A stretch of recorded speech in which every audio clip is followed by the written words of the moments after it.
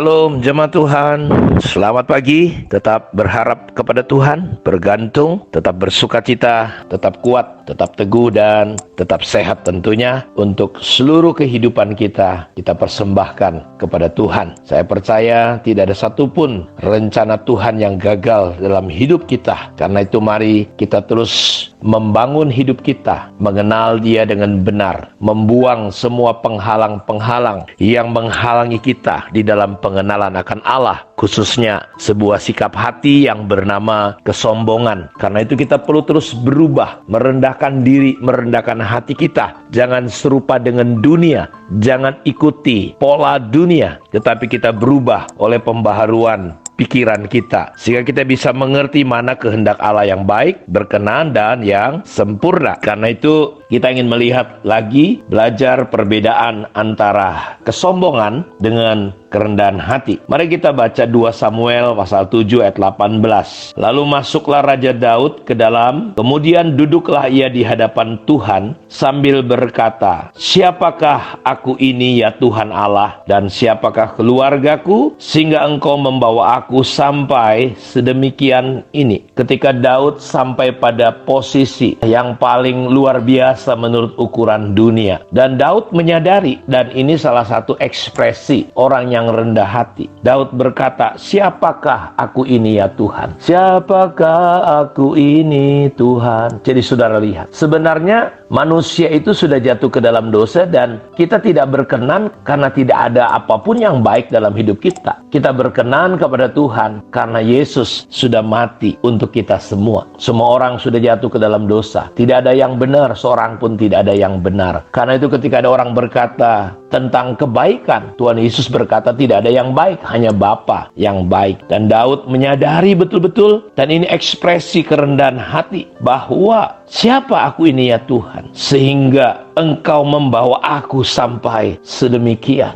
menjadi raja, diberkati pemerintahannya, dituntun, dia lihat sedemikian rupa. Kalau kita ada sampai hari ini, semua hanya karena berkat kemurahan Tuhan. Karena itu orang yang sombong selalu mendasarkan kelayakan hidupnya atau kebenarannya itu pada perbuatan baiknya. Tetapi orang rendah hati mendasari hidupnya pada pembenaran salib Kristus. Karena kita dibenarkan bukan karena apapun. Kita menjadi benar bukan karena kita benar. Kita menjadi benar karena kita dibenarkan. Dalam kitab 2 Korintus 5 dikatakan ayat yang ke-15, 16, 17, 18, 19 sampai 20, salah satu dikatakan bahwa kita benar karena kita dibenarkan. Allah yang memutuskan lewat kayu salib, kita dibenarkan. Orang-orang yang sombong tidak pernah mengakui perbuatan Tuhan di atas kayu salib kasihnya. Dia selalu berpikir kalau dia bisa masuk surga, dia berkenan kalau dia lakukan A, B, C, D. Chris Manusama berkata bahwa ketika kita puasa, bukan berarti karena kita puasa lebih jago, lebih hebat dari orang lain, kita menjadi lebih berkenan, lebih benar. Atau karena kita membaca Alkitab 1000 kali, berapa kali, lalu kita lebih berkenan. Bukan. Karena kita sudah berkenan, bukan karena perbuatan kita, tapi karena kemurahan anugerah Tuhan, karena kayu salib, karena salib Yesus sudah mati, membuat kita berkenan.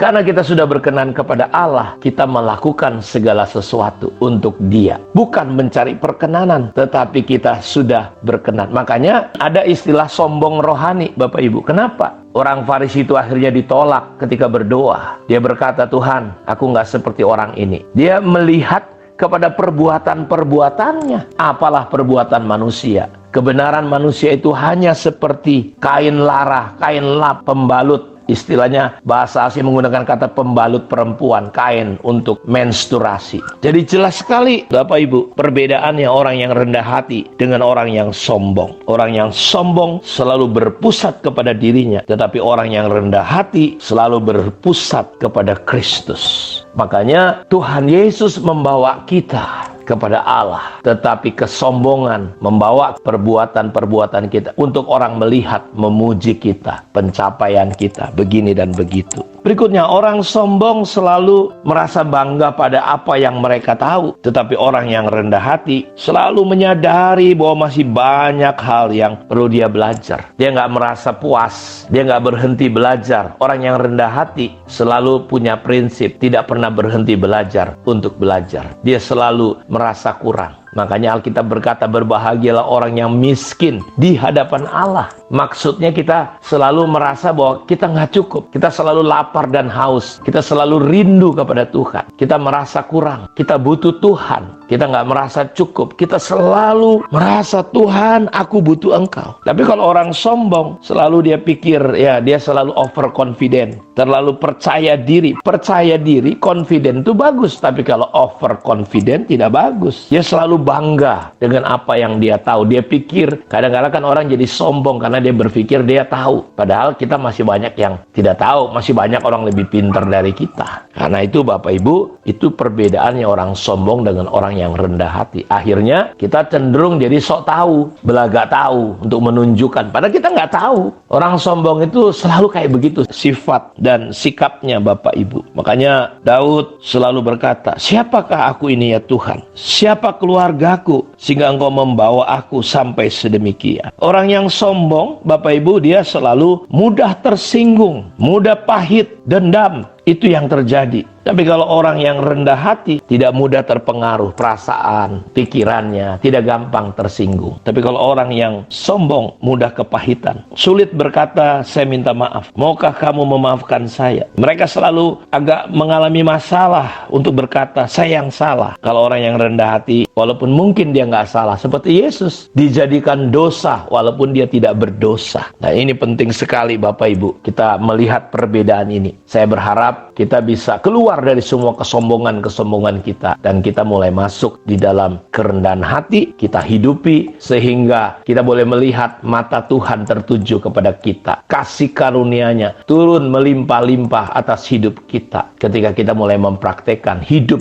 di dalam kerendahan hati. Kiranya Tuhan Yesus memberkati kita semua. Shalom.